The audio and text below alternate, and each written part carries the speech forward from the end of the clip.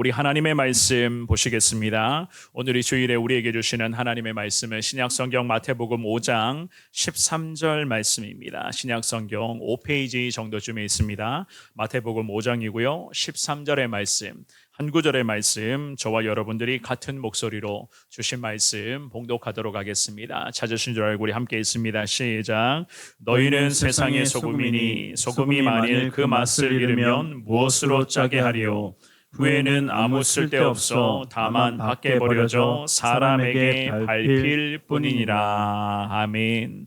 오늘 우리가 나누게 될 이 귀한 말씀, 이 말씀을 통하여서 과연 그리스도인다움의 삶이 어떠한 것인가, 우리 예수님이 가르쳐 주시는 이 한 구절의 말씀을 통하여 주님 말씀 앞에 늘 순종하며 살아가는 진정한 그리스도인 되기를 원합니다. 주님 앞에 기도하며 말씀 앞에 오늘도 아멘으로 순종하시는 여러분 모두가 되시기를 주님의 이름으로 축원합니다.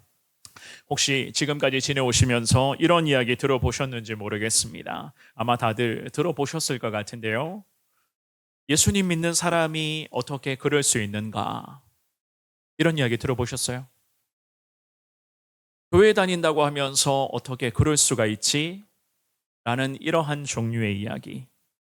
아마 주변의 가족들과 혹은 주변의 여러 지인들로부터 아마 이런 식의 이야기들, 저도 마찬가지지만은요, 이런 이야기들 여러분들이 들리든 들려오든 아니면 내가 직접 들었든 간에 어떻게 해서든지 이런 이야기들 한두 번 이상은 다 들어보셨을 것 같습니다. 지금도 그렇죠.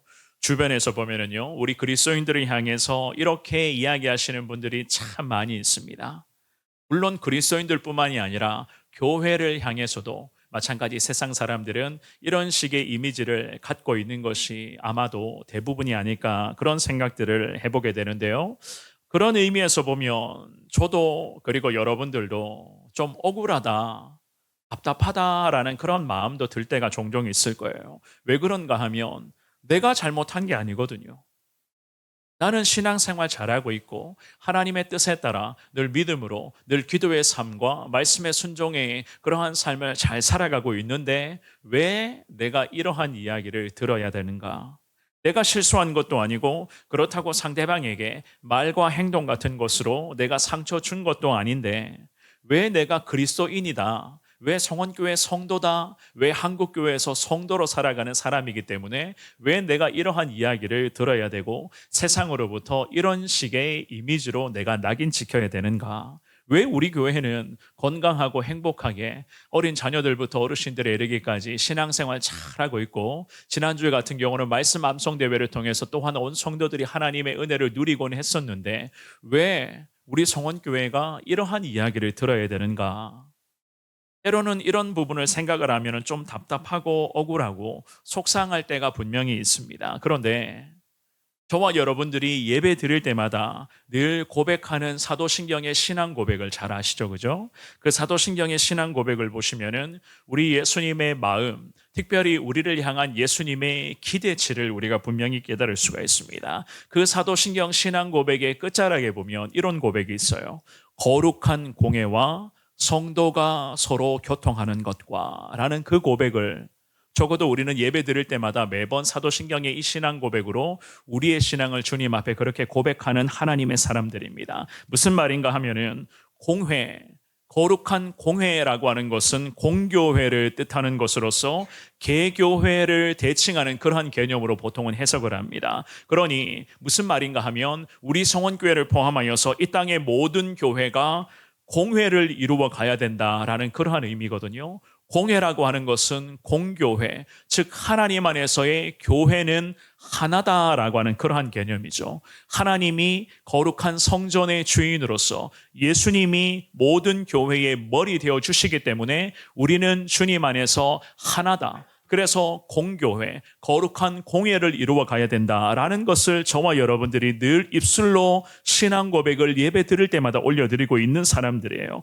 그런데다가 공회를 믿는다라고 하는 그 고백은 교회의 본질인 거룩함과 특별히 교회를 통하여서 성도 한 사람 한 사람 모두가 다 마찬가지입니다. 주님 안에서 하나 되기를 원합니다라고 하는 우리의 믿음의 고백을 예배 드릴 때마다 매번 신앙 고백으로 우리는 올려드리고 있는 거예요. 그래서 교회는 거룩해야 되는데 특별히 교회를 이루어가는 성도 한 사람 한 사람 모두가 다 늘 하나님 앞에서 거룩하고 정결해져야만 되는데 그래야지만이 우리의 삶뿐만이 아니라 교회가 거룩해지는 것이고 이 땅 가운데 하나님의 교회가 순결과 정결로서 나아갈 수가 있는 것 아니겠습니까? 교회와 성도들이 거룩함의 몸부림이 있어야지만이 거룩한 공회, 이 공회와 성도가 서로 교통하는 것을 우리는 온전히 이루어갈 수가 있는 거예요. 그래야지만이 성도는 성도답게, 교회는 교회답게 더 믿음으로써 하나님의 영광을 드러낼 수가 있는 것이다.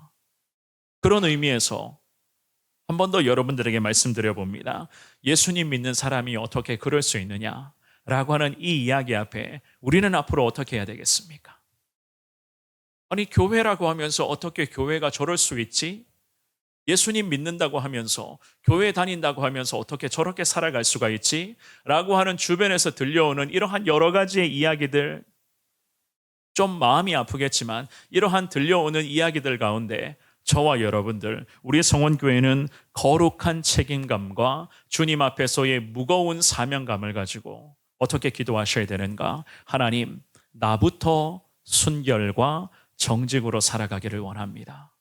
하나님 앞에 나 한 사람이, 과연 나 한 사람이 주님 앞에 믿음으로 살아가기를 시작할 때에 이 한 사람의 순종과 한 사람의 순결을 통해서 하나님의 교회가 정결케 되는 것이고 하나님의 교회들이 각자의 역할에서 주신 사명 앞에 충성하며 정결과 순결로 교회가 주님 앞에 나아갈 때에 이 땅 가운데 교회를 통해서 거룩한 하나님의 이름이 분명히 높아지게 될 줄 믿습니다. 그래서 제가 여러분들에게 늘 말씀드리죠. 신앙생활 결코 만만한 것이 아니다. 참 우리의 신앙이 성장하면 성장할수록 저와 여러분들이 하나님을 향한 믿음이 자라면 자랄수록 참 신앙생활 더 어렵구나는 것을 우리는 늘 깨닫게 될 것입니다. 왜냐하면 오늘 제가 방금 말씀드렸던 그 부분이죠. 그죠? 거룩한 공회. 즉 공교회로서 우리는 거룩함의 몸부림을 평생 감당해야 되는 하나님의 사람들이기 때문에 신앙생활이 참 어렵고 우리가 삶 속에서 믿음을 지키며 특별히 예수의 이름을 위해서 살아가는 이 삶 자체가 참 여간 힘든 부분이 있는 그런 역할이 있다는 것입니다. 오늘 나누게 될 이 귀한 말씀, 이 주시는 말씀을 통해서 과연 우리 예수님께서 우리에게 기대하시는 바가 무엇인가? 특별히 오늘 주시는 이 귀한 말씀은 여러분들이 너무나도 잘 알고 있는 말씀이고 이미 이 말씀에 대해서 여러분들이 설교도 여러 차례 들어보셨을 것이고 때로는 여러분들이 이 말씀을 어쩌면 외우고도 있는 그러한 말씀일 수도 있습니다. 하지만 이 주시는 이 귀한 말씀을 통해서 예수님 우리에게 무엇을 기대하고 계시는가? 주시는 말씀을 통해서 주님의 마음을 온전히 잘 깨달음으로 말미암아 과연 지금의 시대 가운데 진정한 그리스도인다움이 어떠한 삶인가? 주시는 말씀을 통해서 주님의 마음을 깨닫고 부족하지만 하나님 그리스도인다운 삶을 살아가기를 원합니다. 그 중에서도 예수 그리스도의 복음의 능력이 우리의 삶을 통해서 선명하게 이 지역과 나라와 열방 가운데 임하기를 원합니다. 주님 앞에 기도하며 하나님의 은혜를 사모하며 나아갈 수 있는 여러분 모두가 되시기를 우리 주님 이름으로 축원합니다. 우리는 오늘 본문의 말씀을 통해서 두 가지 과연 선명하게 나타나야 할 그리스도의 복음의 능력을 위해서는 어떻게 나아가야 되는가? 두 가지로 하나님의 말씀을 잠시 살펴보겠는데요. 첫 번째입니다. 순결함이 우리 그리스도인들에게는 최고 자랑이 되어야 돼요. 순결이 우리 믿음의 사람에게는 최고 자랑거리가 되어야 된다.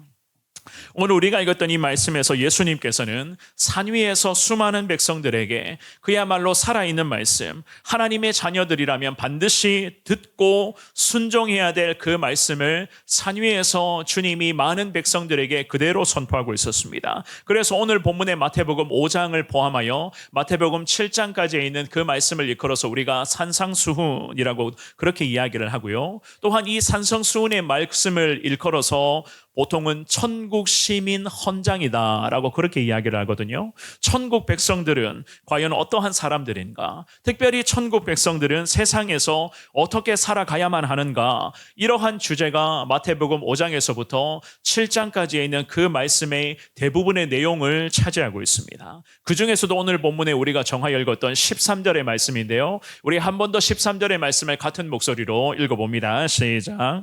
너희는 세상의 소금이니 소금이 만일 그 맛을 잃으면 무엇으로 짜게 하리요? 후에는 아무 쓸데없어 다만 밖에 버려져 사람에게 밟힐 뿐이니라. 아멘. 우리 주님은 말씀 서두에 대뜸 이런 말씀을 하시죠. 너희는 세상의 소금이다 라는 이 말씀을 하셨습니다. 소금이라고 하는 것은 이미 고대 시대에서부터 이 소금이 갖고 있었던 이미지 자체는 남달랐어요. 어떠한 이미지였는가? 인내를 상징하는 이미지, 그리고 순결과 또 이 소금은 부패를 방지하는 그러한 이미지를 갖고 있는 것이 바로 그 시대의 사람들은 소금이라고 그렇게 이야기를 하는 거예요. 그래서 소금이라고 하는 것은 거룩한 제사에도 쓰이기도 했고 하나님의 영원불멸한 언약에 연관되어서 이 소금이 쓰이기도 했었는데요. 민수기 18장 19절 말씀에 보면 소금 언약을 이렇게 말씀을 합니다. 우리 같은 목소리를 읽어볼게요. 시작. 이스라엘 자손이 여호와께 거제로 드리는 모든 성물은 내가 영구한 몫의 음식으로 너와 내 자녀에게 주노니 이는 여호와 앞에 너와 내 후손에게 영원한 소금 언약이니라. 아멘. 소금이라고 하는 것은 구약 시대에서부터 하나님께 예배 드릴 때, 제사 드릴 때 이렇게 쓰임 받게 되는 이러한 이미지의 그런 상징하는 그러한 것이었거든요. 오늘 본문으로 와서 우리 예수님이 하신 이 말씀도 마찬가지였습니다. 굉장히 우리에게는 중요한 하나님의 사명이라고 할까요? 하나님이 우리에게 기대하시는 그 기대치가 오늘 말씀에 분명히 녹아져 있는데 말씀의 첫 구절에서부터 너희는 세상의 소금이니라고 그렇게 말씀을 합니다. 이 말씀은 우리 그리스도인들은 세상에서 소금이 되어야 한다는 주님의 말씀이에요. 이것은 우리에게 선택할 수 있는 선택의 여지를 제공하시는 그러한 말씀은 아니거든요. 이 예수님이 너희는 세상의 소금이니라는 이 말씀은 우리를 향한 예수님의 당부이자 오늘 이 자리에서 예배를 드리고 있는 저와 여러분들을 향한 우리 예수님의 명령입니다. 그런데 예수님이 이 소금이 되어야 한다는 명령은 그렇다면 예배 드리는 우리에게 과연 주님이 무엇을 요구하실까?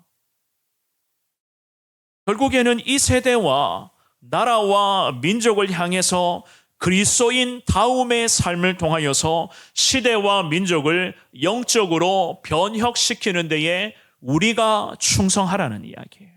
세상 사람들은 이것을 일컬어서 사회정의 구현이다라고 그렇게 이야기를 하거든요. 그런데 우리 믿음의 사람들, 예수 그리스도를 믿는 그리스도인들은 이것을 일컬어서 영적 변혁이라고 말을 할 수가 있습니다. 세상을 복음으로 변화시키고 복음으로 세상을 혁신하게끔 해야 된다. 무엇으로요? 예수님의 복음으로. 복음을 통해서만이 세상이 변화가 되는 것이고 예수 그리스도의 복음 앞에 사람들이 나와야지만이 그 사람들의 삶이 십자가 복음의 능력을 통해서 혁신되게 된다는 거예요. 혁신이라고 하는 것은 이전의 삶과 지금의 삶이 완전히 180도 뒤바뀌게 되는 것을 의미를 하는데 무엇을 통해서? 십자가의 복음을 통해서입니다.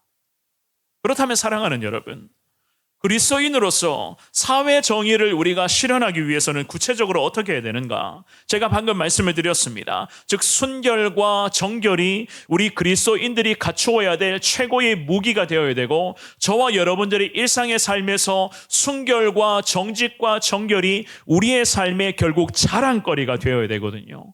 이것은 우리가 즉 신앙인들이 소유해야 될 신앙의 정신이자 우리의 삶이 정말로 이 땅 가운데 살아가야 할 삶의 원동력이 되는 거예요.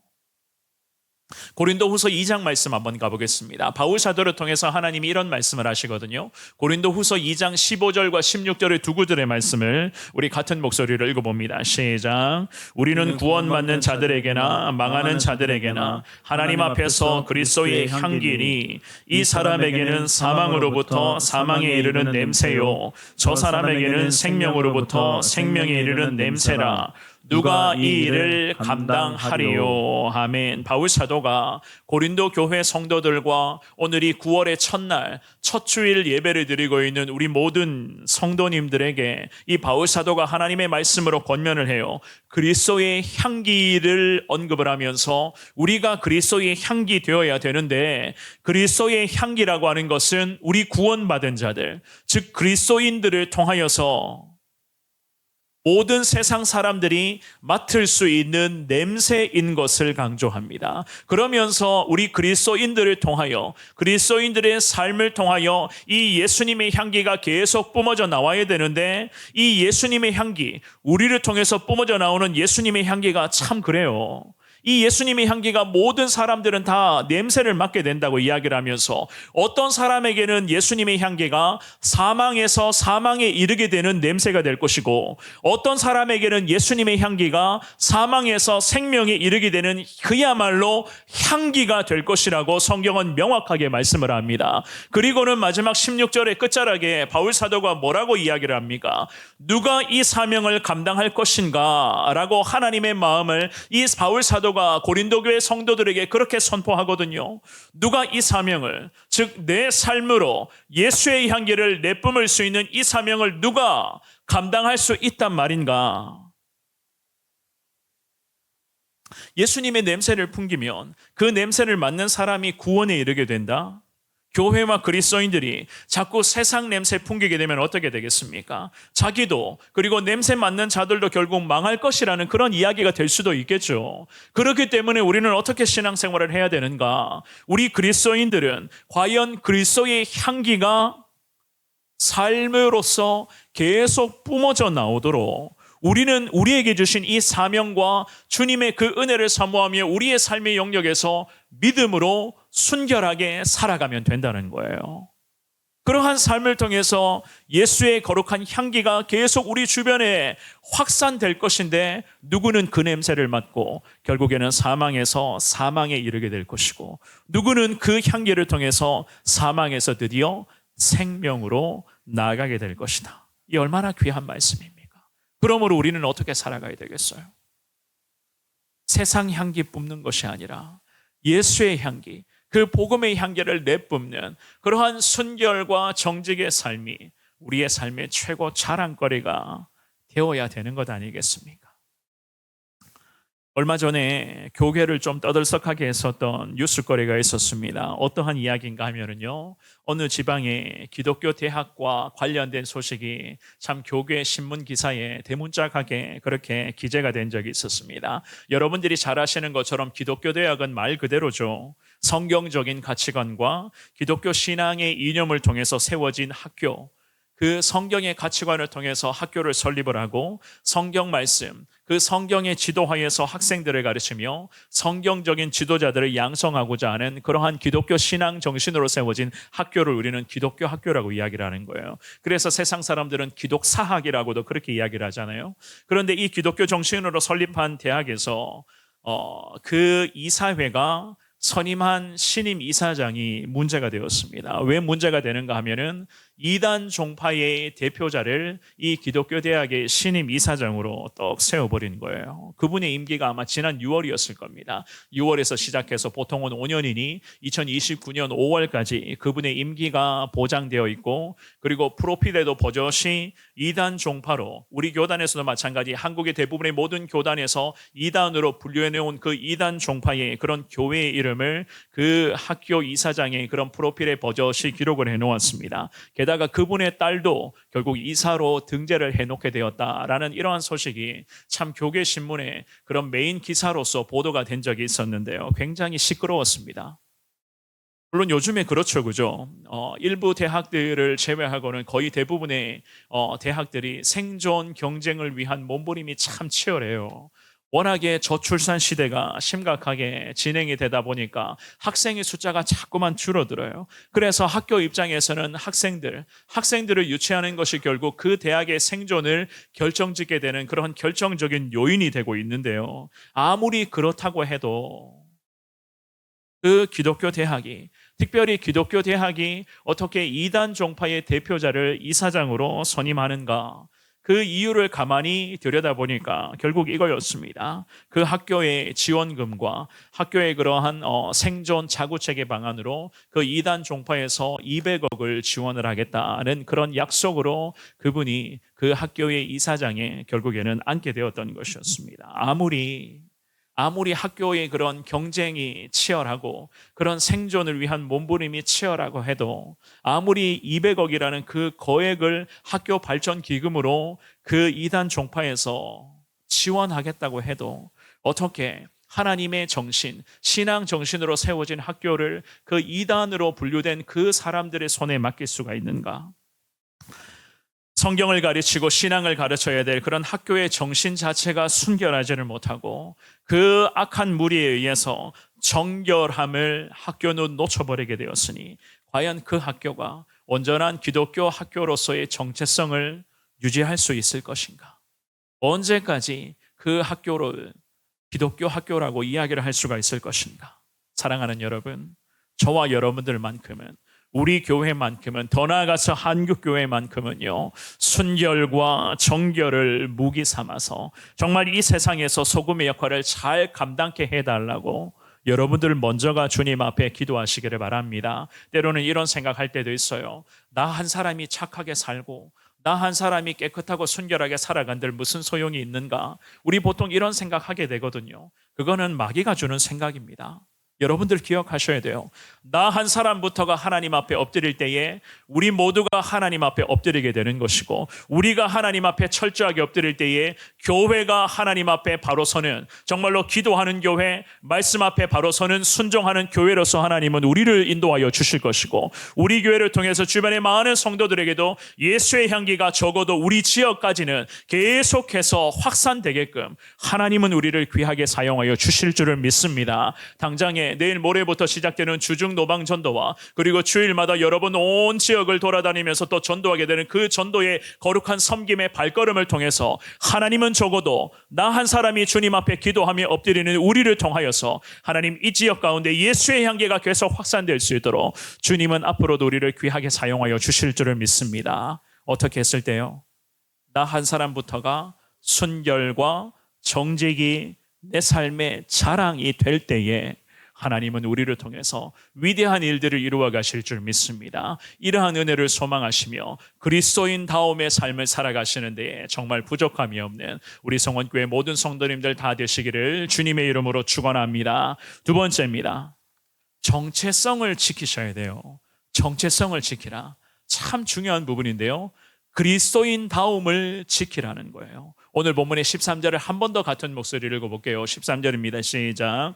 너희는 세상의 소금이니 소금이 만일 그 맛을 잃으면 무엇으로 짜게 하리요? 후에는 아무 쓸데없어 다만 밖에 버려져 사람에게 밟힐 뿐이니라. 아멘. 우리는 예수님의 십자가 보혈로 거룩한 은혜를 입었고 그 죄사함을 통하여서 구원의 축복을 누리는 하나님의 사람들, 그리스도인들입니다. 여러분들이 이 사실을 믿으시죠? 내가 그리스도인 되었다는 것을 여러분들 다 확신하시죠? 나는 천국 백성임을 여러분들 자부하고 계시죠? 그래서 오늘도 믿음으로 천국 백성입니다 라고 주님 앞에 믿음으로 고백하는 여러분들에게 예수님 뭐라고 말씀하세요? 너희가 세상의 소금이 되어야 된다라는 것을 말씀을 하셨죠. 그래서 예수님이 이 소금이 되라는 이 말씀을 하시면서 우리에게 무엇을 기대하시는가? 정체성을 사수할 것을 주님이 말씀을 하시는 거예요. 오늘 본문의 13절의 중반부에 보시면 예수님이 이렇게 말씀을 하십니다. 소금이 만일 그 맛을 잃으면 무엇으로 짜게 하리요? 라고 주님이 물으시거든요. 당시에 그랬습니다. 사해 근처의 암염에서 보통은 소금을 추출한다고 해요. 그 추출한 소금을 추출해 보면은요, 염분이 빠진 그런 찌꺼기를 내다 버리는 그러한 습관이 있다고 해요. 소금이라고 해서 추출한 것이 다 소금이 되는 것이 아니라 그 중에서도 썩은 것, 맛을 잃어버린 것은 그냥 다 버리는 겁니다. 염분이 빠진 그런 잉여물들을 잘 걸러서 버려야 되는데 그것을 가지고 사람들은 그 시대에는 쓸모없는 소금이다. 정말 이것은 찌꺼기다. 쓰레기 같은 것이다. 라고 그렇게 이야기를 했다는 거예요. 그때 쓰여지는 단어가 오늘 본문의 13절의 중반부에 잃으면이라는 이 단어거든요. 잃어버리다. 그러한 이미지를 가지고 있는 단어가 예수님 말씀하시죠. 잃으면. 그렇습니다. 사랑하는 여러분. 아무리 짜고 짠 소금이라고 해도 맛을 잃어버릴 수가 있어요. 이것은 무엇을 의미하는가? 우리 그리스도인들의 정체성을 지켜나가는 것이 왜 우리에게는 중요한가? 주님이 분명히 말씀을 하십니다. 그리스도인들이 그리스도인답지 못하면 그야말로 치명적이죠. 왜 치명적입니까?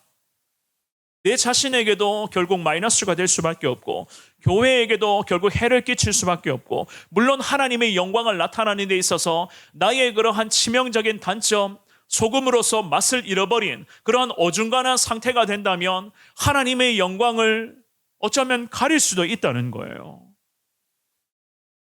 그래서 우리는 이 말씀을 보면서 반드시 짚고 가야 할 부분이 있습니다. 우리 예수님께서 소금이 되라고 하셨거든요.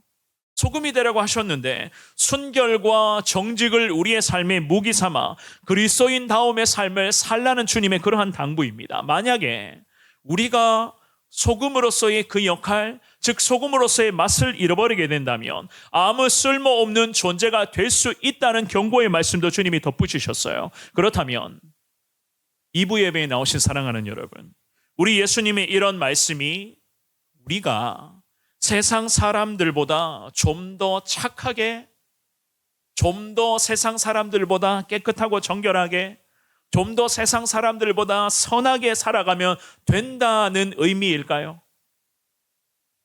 당연히 그런 의미가 아니기 때문에 제가 여러분들에게 말씀을 드리는 것이거든요. 예수님께서 소금의 역할을 하라라고 이 명령을 하신 것은 우리가 세상 사람들과 비교를 했을 때 세상에서 예수님 없이 살아가는 사람들과 우리 그리스도인들, 나 자신을 비교를 해볼 때에 좀 더 착하게 살라, 좀 더 정직하게 살라는 이 정도의 수준으로 말씀하시는 것은 아니었어요. 예수님은 우리에게 무엇을 원하시는가? 저와 여러분들은 아예 세상 속에서 육신으로 살아가고 있지만 다른 사람으로 살아가라는 거예요. 세상과는 전혀 다른 삶을 살아가야 할 사람들이 바로 우리라는 그러한 말씀입니다. 우리가 이 부분을 놓쳐서는 안 됩니다. 이것을 절대로 간과해서는 안 되는 거예요. 생각해 보십시오. 고만고만한 사람들끼리 모여 있는 데서 고만고만하게 신앙생활을 한다고 어떻게 되겠습니까? 그냥 고만고만한 정도의 그런 신앙인들의 그런 모습밖에 될 수밖에 없는 거겠죠. 고만한 사람들이 모여 있는데 누가 그리스도인이고 누가 소금으로서의 그런 역할을 하는지 우리는 사실 알 수가 없는 부분이거든요. 그런 인생을 향해서 소금이라, 제대로 소금으로서의 맛을 내고 있다고 이야기를 할 수 있겠습니까? 오히려 정체성, 그리스도인으로서의 이 정체성을 지키는 것도 어쩌면 버겁게 느껴질 수밖에 없는 거 아니겠어요? 요한계시록 3장 말씀에 보면은 어중간한 상태였던 고만고만한 신앙의 수준을 유지하고 있었던 라오디게아 교회와 성도들을 향해서 우리 예수님이 이러한 경고를 하시죠. 계시록 3장 15절과 16절의 말씀, 우리 같은 목소리로 이 두 구절을 읽어봅니다. 시작. 내가 내 행위를 아노니 내가 차지도 아니하고 뜨겁지도 아니하도다. 내가 차든지 뜨겁든지 하기를 원하노라. 내가 이같이 미지근하여 뜨겁지도 아니하고 차지도 아니하니 내 입에서 너를 토하여 버리리라. 아멘. 하나님께서는 라오디게아 교회와 성도들에게 그들의 고만고만한 신앙의 수준, 그리스도인으로서 정체성, 그리스도인 다음에 이 정체성을 자꾸만 놓치고 있었던 교회와 성도들을 향해서 주님이 분명히 말씀을 하세요. 무엇을요? 차지도 않고 뜨겁지도 않은 상태가 문제라고 말씀을 하시죠. 그런데 무서운 말씀하십니다. 만약에 어중간한 고만고만한 이 상태를 계속 유지하는 것을 목표로 삼는다면 하나님 어떻게 하신다고요? 16절의 하반절에 내 입에서 너를 토해버릴 것이다. 구역질을 한다는 거예요. 역겹다는 겁니다. 이것이 하나님의 마음이에요. 소금이 제 맛을 내야 되는데 오히려 맛을 잃어버린다. 입에서 토해낼 수밖에 없다고 주님이 분명히 말씀하시거든요. 그래서 오늘 이 본문으로 와서 예수님 말씀하십니다. 너희는 세상의 소금인데 소금이 맛을 잃어버리면 무엇으로 세상을 짜게 할 수 있단 말인가? 후에는 아무 쓸데없어 밖에 버려지게 될 것인데 더 비참한 것은 버려짐의 상태에서 세상으로부터 밟히게 될 것이다. 흔적조차 사라지게 될 것이다. 성경은 그렇게 말씀을 합니다. 사랑하는 여러분, 교회와 그리스도인들은 세상 안에서 살아가고 있어요. 세상 안에서 삽니다. 하지만 세상 안에서 세상 사람들과 더불어 살아가고 있는 자들이지 세상에 속한 자들은 아니란 말이거든요. 소속 자체는 아니라는 이야기입니다. 게다가 교회도 마찬가지예요. 교회가 세상의 어느 단체에, 그렇다고 세상이 말하는 종교단체에 교회가 속해져 있습니까?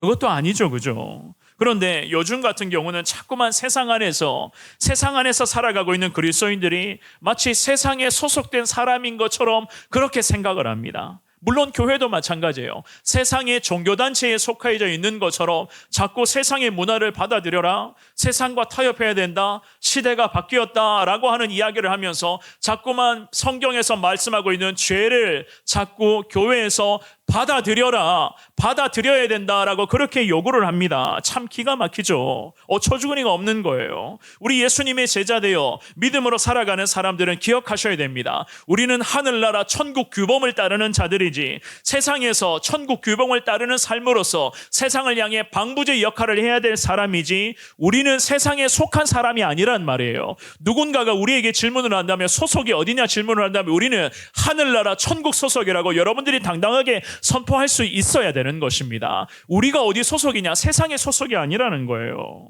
그러므로 저와 여러분들만큼은 거룩한 정체성을 사수해 나가는 데에 최선을 다할 수 있기를 주님 이름으로 축원합니다. 그러기 위해서는 우리 교회도 마찬가지죠. 하반기에도 전도와 영혼구원이라고 하는 이 위대한 비전 앞에 온 성도들이 전심전력해야만 하는데, 그러기 위해서 이 지역에 살아가고 있는 많은 영혼들에게 이번에도 예수의 복음을 전하며 우리 주변에 예수님을 모르는 사람들을 품고 우리가 기도하기를 위해서는 어떻게 해야 되는가? 사랑하는 여러분, 저나 여러분들부터가 깨끗하셔야 되는 거예요.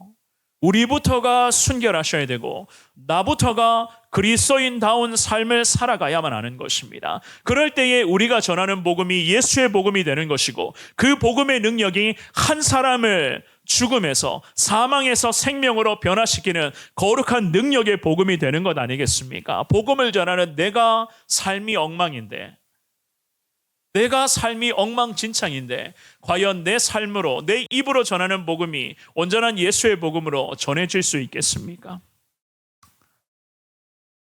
제가 여러분들에게 그런 말씀 종종 드리죠.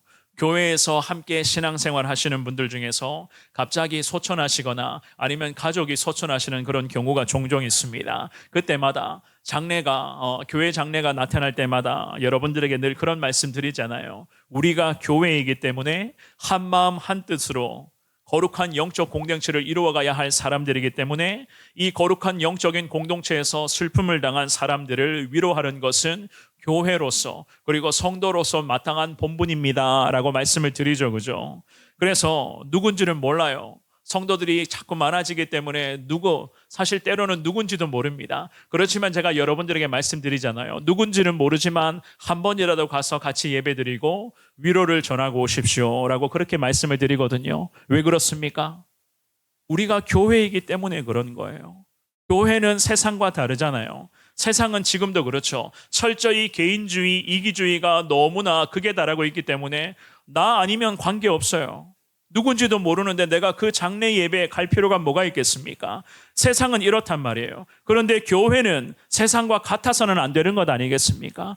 예를 들어서 누군지는 몰라도 우리는 그곳에 가서 함께 기도해 주시며 예수 그리스도의 거룩한 평강이 남은 가족들과 자녀들에게 임하게 해달라. 우리가 한 번 더 기도하고 함께 예배드리는 것이 성도로서의 마땅한 본분 아니겠습니까? 이것이 바로 우리 주님이 우리에게 기대하시는 소금으로서 그 맛을 낼 수 있는 우리의 삶의 거룩한 순종의 모습이 되는 건 아니겠습니까? 말씀을 정리하겠습니다. 세상에서 소금이 되라 라고 하는 이 예수님의 말씀을요, 사랑하는 여러분, 다른 곳에 가서 찾지 마십시오. 저 멀리 떨어진 곳에 가서 찾으려고 하지 마시고 여러분들의 삶의 현장 속에서 그리고 교회 안에서 특별히 우리 교회에게 맡겨주신 거룩한 하나님의 비전 가운데 세상의 소금이 되라. 이 말씀에 대한 여러분들 의미를 제대로 깨달을 수 있기를 주님 이름으로 축원합니다. 올 하반기에도 우리 교회는 어김없이 정말로 온 성도들이 집중하여 기도하면서 예수 그리스도의 복음을 여러분들이 전하실 것입니다. 특별히 다음 주일 우리 주변의 많은 분들을 중에서 예수님의 복음이 절대적으로 필요한 분들을 태신자로 품고 우리가 기도하는 시간을 또 갖게 될 것입니다. 예수님의 복음 외에는 더 이상 소망 없는 인생들이 우리 주변에 참 많이 있죠, 그죠? 그 중에서도 너무나도 어려운 분들, 참 힘겹게 살아가는 분들이 너무나도 많이 있습니다. 제가 어제만 해도 새 가정을 잠시 신방을 하고 왔었는데요. 가정마다 신방하고 참 기도해주고 하니까 참 그렇습니다. 목회자로서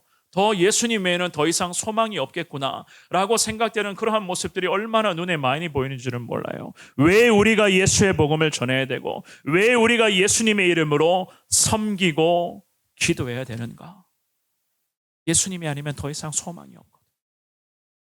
오늘 주시는 이 귀한 말씀 앞에 하나님 부족하지만 세상의 소금으로서 평생을 살아가기를 원합니다. 주님 앞에 기도하시고 절대로 소금이 맛을 잃어버리지 않도록 나를 주님 강하게 처복종시켜 주시고 기도와 말씀 순종의 삶을 통해서 정말 주님 제대로 믿는 하나님 거룩한 그리스도인 다음의 삶을 살게 하여 주옵소서. 주님 앞에 기도하시면서 여러분들의 삶을 통해서 이번에도 선명한 예수의 복음의 능력이 이 지역과 그리고 이 도시와 나라와 민족과 세계 열방 가운데 거룩한 주님의 복음의 능력이 선명하게 나타날 수 있기를 우리 주님 이름으로 축원합니다.